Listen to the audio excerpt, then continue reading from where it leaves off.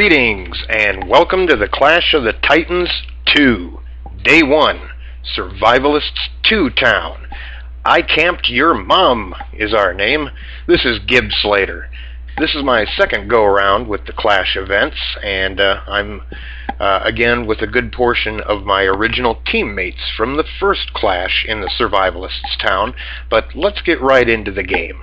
We had 27 zombies throw themselves at us on day 1.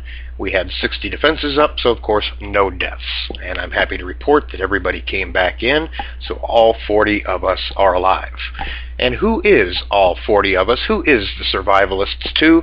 Well, let's get right into introductions and show you who is the Survivalists 2. I'm outside, so I'm going to have to use the From Dusk Till Dawn citizens list, but it'll do the job.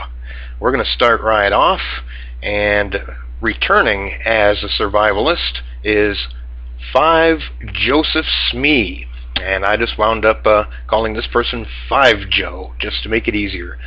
My good friend Avarice is in town with us. He was, I believe, a technician, I think, in the first Clash. He is joining us as a survivalist. Asmael's back, the king of the Herald. He is once again returned to us as a survivalist. Belagar, I am not familiar with this person, and in this first couple of days I've already gotten to know, but never got around to attempting to pronounce, Bercé Mandelu, I believe is my attempt at that name. He's been one of the ones that's been helping organize and lead. He's been doing a really good job. Kaskar, not familiar with this player, but welcome aboard, glad to have you. Sentua goes by Scent in the IRC. He's been very active and helpful, glad to have him. See the Dawn. Now I'm going to have to call out See the Dawn. This is part of your so-called punishment, See. See the Dawn did build a tent shortly after arriving in town. Kind of just an honest mistake, no hard feelings. We didn't really threaten to hang him or anything, just maybe hinted at it a little bit. Dak is with us, and good old, everybody knows, everybody's favorite Deblin is here with us, making a return, second go at the Clash title. Elgin, one of my metamates, of course, Gibb Slater himself, right there. Grimmy is back. We have got Harry Pot with us. Hello Saturn of my meta. Jadzi, my favorite friend, she is back with us again as a survivalist. Japo is here. We have Kenneth Negro. He had a name change. Danim X originally was also in the Survivalists town, Clash 1. Cough Korea. Larm, Marine Fury. Mr. Icy is back again as a survivalist from Clash 1. And if some of you are from Clash 1 or also previous survivalists and I didn't mention it, I'm sorry, I'm just going by memory here and I don't have a lot of time to look all that up and mention it. But Perpetual Sin, he was the key, I believe, to our winning the first Clash, and he is back in full form, leading the troops in IRC 24/7 it seems. He is back at leading and organizing us again. Great job, Perpetual Sin. We can't thank you enough. Pickup Sticks is here in town as a survivalist. Pocky, Cupa 88, Raynor, Reeson, Caesar, Soradobi. My teammate Stereo Tomy makes a return. A friend of mine that I met in another town recently when I wasn't with my meta, Teeny Rex. Teeny Rex is here with us, and I've been having a good time speaking with her. The Storm, Tollers, Wakia, Willis, and Wolf Forest, Woof, and rounding it out, the ever-loved, everybody's favorite, Workshop. And that is our roster, all 40 of us strong. Now here you can kind of see our map, but I'm going to get into that. I'm going to do a bit of an overview of the towns, kind of the way that Cross Knights kind of did that. So I'm just going to peek in on each town, give a little bit of notes of what I've noticed. Now notice it does say these are day 2, but it's very early into day 2, so most of this kind of reflects everything that was done over the course of day 1. Starting it out, I'm going to go from left to right, is Revenge of the Inglorious Bastions. They are back with a vengeance. They are the Guardian town, and the first thing of obvious note is they did have a couple of deaths. That's very unfortunate on day 1, but it's not always preventable. Let's take a look at some of their details here. Okay, want to note that they've got a pretty good diamond going there. They've uncovered so far 7 buildings, and it doesn't look like any of them are buried. And of note is, look down here, they've got themselves a little pet, very appropriate, a guard dog. Their 2 cadavers for day 1 are 2 players that I'm not really familiar with, KK Cryptic and Mr. Crowstorm. For some reason that name does sound a little familiar to me, but I just can't quite place it. And that is our Guardians. They do have the wall upgrade done. And I do want to mention that whether it was done on purpose, error, oversight, Motion Twin did have a start with the workshop, the watchtower, and the portal lock already built. We didn't have to invest any AP into that. All towns got those 3 buildings automatically. But they did put up themselves the wall upgrade through day 1, possibly the early part of day 2, but I'm just going to assume that all these were done on day 1. And next up on the list is going to be the Scavengers. Now at this time they don't have a special name yet, but from what I understand anybody can choose those as they go along. They just have not done so. Let's take a look at the Scavengers town here, do a little overview, see what they're doing. They have got themselves a pretty fair diamond right there. They too have 7 buildings, but 2 of them appear to be still buried. And they're kind of all, I won't say very far, but they don't have any that are really close to town. But that's not that big of a deal. They have the Search Tower built. That's their little early claim to fame there. They had no deaths on day 1, so very good job, Scavengers. Good job making it back in. Let's move on and take a look at the Scouty Scouts. They have a name, the Camouflaged Mounds of 1,000 Crow Statues. Suck up! Excuse me, fighting a little bit of a cold. The Scouts, let's spy on the spies. They have themselves a decent little diamond.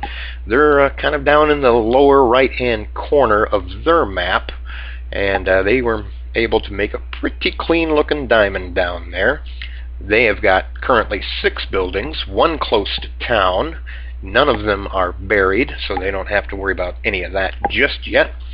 And they have the building registry up. They got their Jarpin table and chose to go with the building registry, and they're going to go that route, while some others went Search Tower route. They too had no deaths on day 1. Very good job, Scouty Scouts.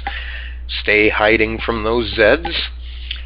And let's move right on along to the first Survivalists town. First thing you'll note is they too had a couple of unfortunate deaths. And for those that don't know, it's a pretty well-known thing. It's an interesting thing, and I don't want to waste a lot of time on it. But the Survivalists 1 town during sign-up was the first town available, obviously, and filled up very quickly. And Survivalists 2 town opened up, and a couple of people went and joined over there. I was unable to get into Survivalists 1 town. It had already filled. It was bogged down and very slow, but I was able to get into Survivalists 2. And more veteran players and original Survivalists from Clash of the Titans 1 kept joining Survivalists 2, to the point where people were bailing on Survivalists 1 to jump over into Survivalists 2, and it wound up Survivalists 2 filled up, and Survivalists 1 was down several players, and they had to wait a little while before they got that refilled back up. But let's take a look at their town, see what they're up to. Alright, Survivalists 1.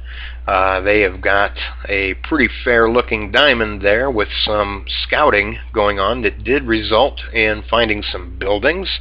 It's very nice that they managed to do that. I want to point out that they have the most water out of everybody.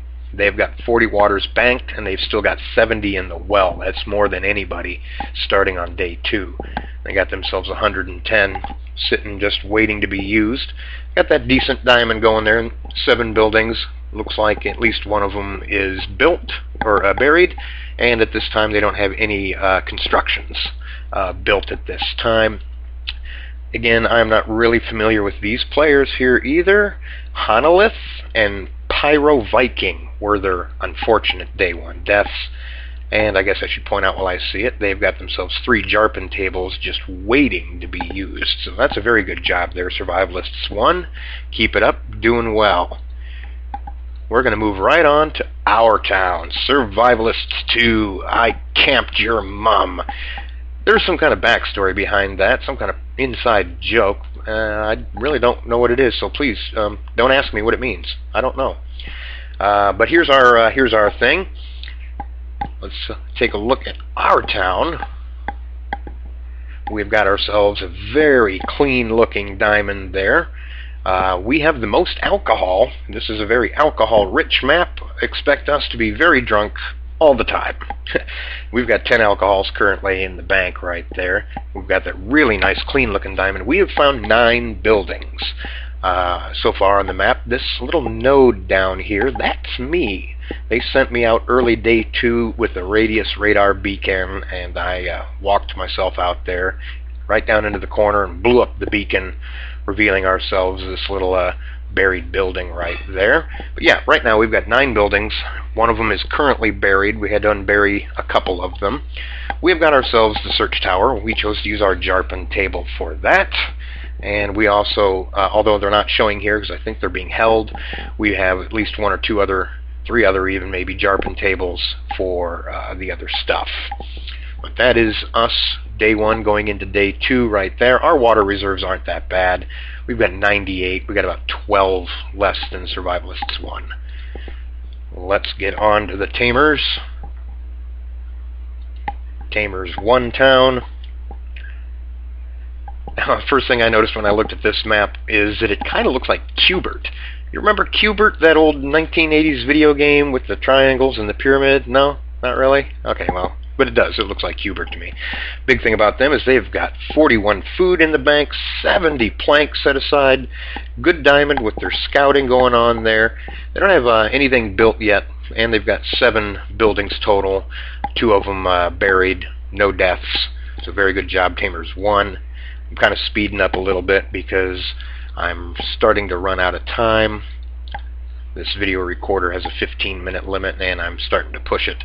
Here's our Tamers 2. They too have a decent, clean diamond with some expeditions out looking for buildings. 1 was successful down there. Tamers 2 have found 6 buildings, and they have the pump and the search tower up. So very good head start for them. Great job, guys. Keep it up. And let's round it out with the techs before I wrap this up here. Techs also had no deaths as well. They've got a kind of a funny looking map. It's kind of like a diamond. It's not too bad, and I'm not really sure. I guess out here they were on a serious mission to try to discover a building. They've got claim to fame is they've got themselves 2 bloody hot coffees already. I'm wondering if they have found their ruin. They got that out of a ruin.